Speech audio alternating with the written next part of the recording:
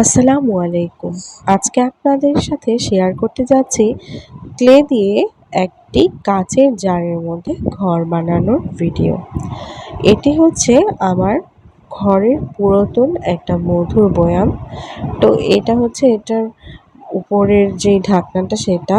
তো এটাকে আমি কিভাবে একটা ঘরে পরিণত করব সেটাই আপনাদের সাথে শেয়ার করছি। এখানে অনেকগুলো কালার ছিল, তো আমি প্রথমে পিঙ্ক কালারটা নেব। তো আমার কাছে কিন্তু কালার বেশি ছিল না।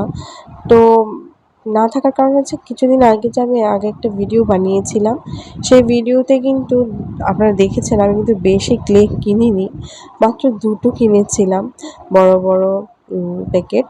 তো সেখান থেকে পিঙ্ক কালারটা দিয়েই আমি আমার ঘরটা বানাতে চেয়েছিলাম। তো আমাকে ফাইজা সহযোগিতা করছিল যেন আমি খুব সুন্দর করে ঘরের যে দেয়ালটা করব সেটা বানাতে পারি। এখানে আমি আরেকটা মিষ্টি কালার ইউজ করে ক্লেটাকে বানাচ্ছিলাম। প্রথমে চেষ্টা করেছিলাম, তারপর দেখলাম যে আসলে হয়নি। তো কোনো মতো এভাবে আমরা করে কেটে নিয়েছিলাম মন মতো। ২ পাশে ২ টা জানালা দিয়েছি, সামনে দিয়েছি দরজা। তো দরজা এগুলো কাটার পর আমি আরেকটা এরকম কালারের একটা ক্লে দিয়ে দরজার সামনে এরকম দিয়ে নিয়েছি। আমি খুবই দুঃখিত যে আপনাদের সাথে আমি পুরো প্রসেসিংটা শেয়ার করতে পারিনি। কারণ হচ্ছে আমার এক হাতে ছিল মোবাইল, আরেক হাতে আমি এই পুরো ভিডিওটা দুঃখিত পুরো জারটাকে আসলে রেডি করছিলাম। ফাঁকে ফাঁকে আমি ভিডিওটা করে আপনাদের সাথে শেয়ার করছি। ক্লে এমন একটা জিনিস, আপনার হাতে যখন আসবে আপনি দেখবেন অটোমেটিকলি আপনার মাথায় কোনো না কোনো একটা আইডিয়া চলে আসবে এবং আপনি চাইলেই কিন্তু বানিয়ে ফেলতে পারেন। তো আমার কাছে যেরকম মন চাইছিল আমি ওইরকমভাবেই করেছি। একদম ফিনিশিংটা যে পারফেক্ট হয়েছে সেটা কিন্তু না। পারফেক্ট তো হয়নি, কিন্তু এটা আমার একটা প্রচেষ্টা। আমি অনেকটাই চেষ্টা করেছি যাতে এটা সুন্দর হয়। আমার ঠান্ডার কারণে হয়তো ভয়েসটা একটু অন্যরকম লাগছে। তো এটা যখন বানাচ্ছিলাম পিছনে এই কালারের ক্লেটা কীভাবে যেন লেগে গিয়েছিল। তো কী করি? তো তারপর সবাইকে বললাম যে যেই দেখে তাকে বলি এটা বাসার পিছনের সাইডের দরজা। এটাকে দরজা বানিয়ে ফেলেছি আমি। এখন ছিল হচ্ছে ঢাকনার ব্যাপারটা। কী করব বুঝতেছিলাম না।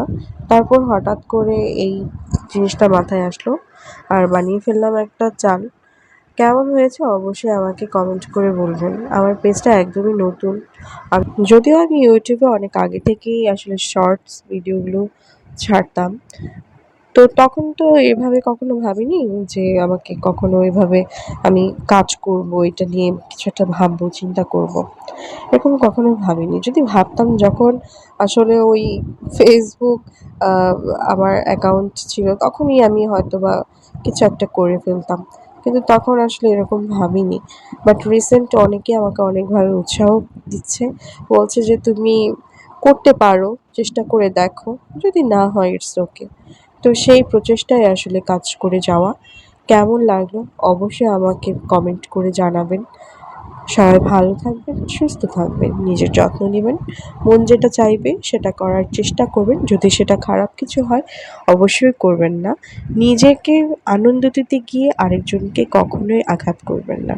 সবাই ভালো থাকবেন। আল্লাহ হাফিজ।